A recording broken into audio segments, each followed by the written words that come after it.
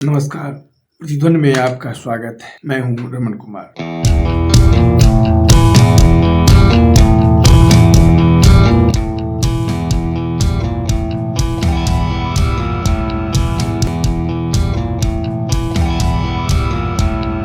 आज एक सिर्फ प्रश्न ही प्रश्न, आखिर भारतीय स्वाधीनता आंदोलन के चमत्कारिक व्यक्तित्व नेताजी सुभाष चंद्र बोस पर हमारी सरकारों को रहस्य का पर्दा डालने में इतनी रुचि क्यों? सिर्फ यह प्रश्न। जिस व्यक्ति ने अपने शानो शौकत भरे जीवन को देश की सेवा के लिए न्यौछावर कर दिया। पिता की इच्छा थी कि वो आईसीएस की परीक्षा पास कर सिविल सर्विस में जाएं और अधिकारी बने। अपने पिता की इच्छा के अनुसार उन्होंने आईसीएस की परीक्षा में ब्रिटेन जाकर शामिल भी हुए। उसमें संपूर्ण परीक्षा में उन्होंने चौथा स्थान भी हासिल किया, पर उनका ध्येय एक अधिकारी बनकर शान शौकत की जिंदगी नहीं, देश की सेवा करना और देश को गुलामी से मुक्ति दिलाना था। तो उन्होंने इसे पद से अपना रिजिग्नेशन दे दिया। वह व्यक्तित्व जिसने भारतीय राष्ट्रीय कांग्रेस के अध्यक्ष बनकर देश को नेतृत्व दिया, उस देश और उस दल की सरकारों ने उनके जीवन से रहस्य उठाने की जगह उन्हें गुमनाम और रहस्यमय बनाने में आज तक कोई कसर नहीं छोड़ी। आखिर क्यों? 1945 में ताइवान में जिस कथित विमान दुर्घटना में उनके घायल होने और फिर इलाज के दौरान मृत्यु हो जाने की बात फैलाई गई, स्वयं उस देश की सरकार ने न मात्र ऐसे किसी विमान दुर्घटना से इनकार किया था, वरन दुनिया पर राज करने वाली अंग्रेजी सरकार भी इस पर शायद विश्वास नहीं करती थी।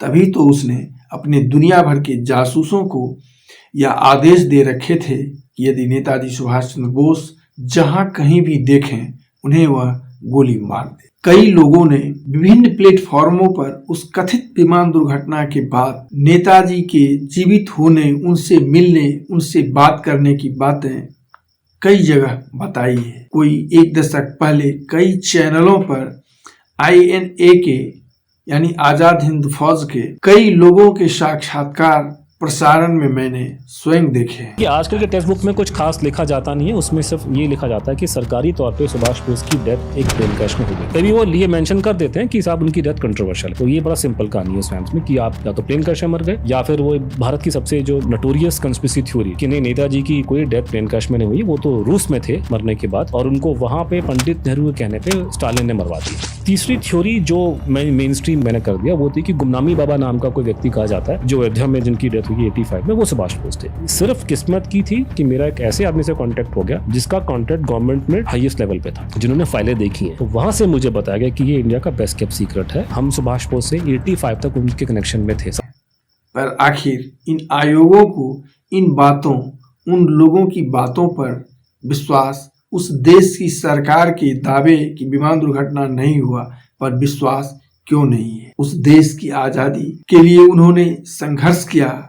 उसी देश में उन्हें देश के राजनेताओं की प्रतिद्वंदिता के कारण अध्यक्ष पद छोड़कर देश से बाहर जाना पड़ा, जहां से स्वाधीनता के लिए उन्होंने जर्मन तानाशाह एडोल्फ हिटलर से भी मुलाकात की, जिसकी धारणा भारत के प्रति अच्छी नहीं थी। उसे तो उन्होंने समझा लिया, पर न तो जीते जी अपने देशवासियों को अपनी भावना समझा पाए, जिस कारण उन्हें देश छोड़ना पड़ा था। और जिस देश की आजादी के लिए उन्होंने अपना जीवन लगभग क्या न्यौछावर ही कर दिया, उसको उस देश की सरकारें नेताजी के जीवन के रहस्य पर और अधिक मोटी पर्दा डालना ही उसने अपना ध्येय समझा। कई लोगों ने आजादी के बाद नेताजी के होने की बात कहकर कई लोगों को सामने लाने का प्रयास किया, जिससे वो सफल रहे। पर एक जगह जो अयोध्या के फैजाबाद के गुमनामी बाबा का आश्रम था, जिस पर सबसे अधिक दावा था कि यह नेताजी हो सकते हैं, क्योंकि वो उसी ब्रांड की सिगरेट पीते थे और उस आश्रम में किसी को भी जाने और उनसे मिलने की आज्ञा नहीं थी। वो गुमनामी बाबा स्वयं किसी के सामने आते भी नहीं थे।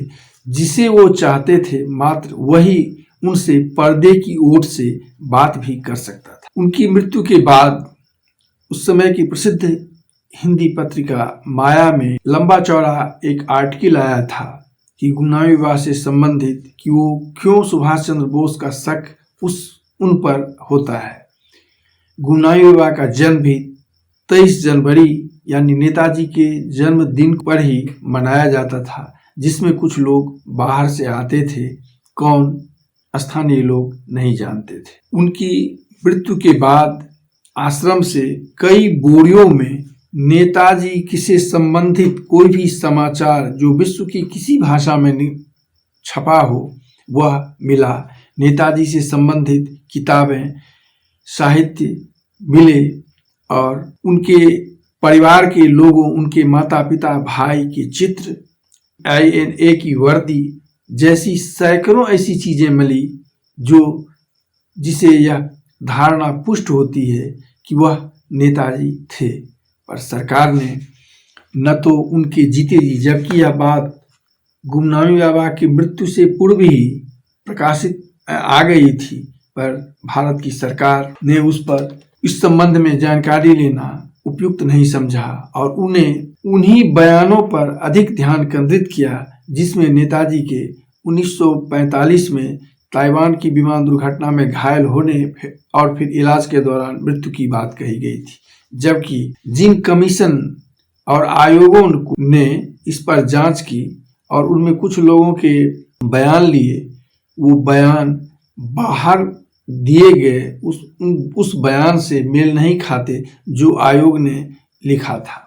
आखिर क्यों? उससे भी दुखद बात शायद यह है कि इस मुद्दे पर कांग्रेस सरकारों को कटघरे में खड़ा करने वाली हमारी वर्तमान सरकार, जिसने नेताजी से संबंधित फाइलों और इस रहस्य से पर्दा हटाने का वादा किया था, जब वह सरकार आती है तो कुछ फाइलें जरूर, कुछ 100 फाइलें जरूर सार्वजनिक की जाती हैं, पर नेताजी से संबंधित फाइलें, दस्तावेज दुनिया भर के कई देशों में, चूंकि वो मित्र देश द्वितीय विश्व युद्ध की बात थी तो उससे संबंधित कई बातें विश्व के कई देशों में हैं, लेकिन उन फाइलों को समझना, इस रहस्य से पर्दा हटाना हमारी सरकार की प्राथमिकता में नहीं रहा। और तो और जापान के जिस अस्थि को नेताजी का अस्थि माना जाता है, जो एक कलश में रखा हुआ है, यदि उनसे ही DNA परीक्षण करवाकर इस रहस्य से पर्दा उठाने का प्रयास किया जाता,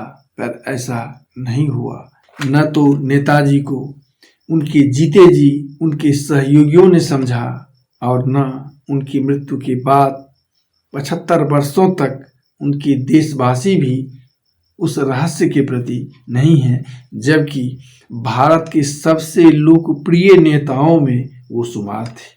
आखिर यह रहस्य क्यों बनाकर रखने का प्रयास किया जाए? आज बस इतना ही।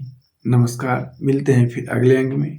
एक निवेदन, चैनल को सब्सक्राइब कर अपनी प्रतिक्रिया जरूर दें ताकि यह समझा जा सके कि आखिर यह प्रयास कितना सफल रहा है और यदि इसमें सुधार की जरूरत है तो वह और कितनी।